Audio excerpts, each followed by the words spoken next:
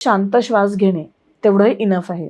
म्हणजे एक श्वास मोठा घेणे हे प्राणायामामध्ये प्रोबॅबली नसेलही कदाचित, किंवा आपण अनुलोम विलोम दीर्घ श्वसन हे जे म्हणतो दॅट इज इनफ. बाकी अनुलोम विलोम आहे, एका नाकपुडीतून घेणं दुसऱ्या नाकपुडीतून सोडणं, हे एक आहे. हे सोपे प्रकार आहेत आणि हे ह्याच्यासाठी अटी नाही आहेत काय असल्यावर करू नये काय नसल्यावर. हे दोन गोष्टी कराव्यात, हे दोनच ओके आहेत. कारण परत बाकी सगळ्या प्राणायामांना हे असल्यावर बीपी असल्यावर कुठचं तरी करू नये असं पण आहे. सो त्याच्यामध्ये फार डीप मध्ये जायला नको.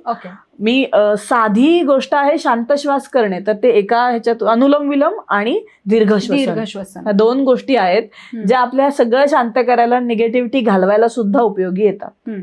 म्हणजे आता हे आपल्या व्ह्युअर्सना माधुरीनी खूप सोप्या पद्धतीने सांगितलेलं आहे की दीर्घ श्वसन घ्या, तुमचं मन शांत करा, तुमचं हेल्थ रिझोल्युशन नक्कीच ह्याच्यामुळे पूर्ण होणार आहे. येस, नक्कीच.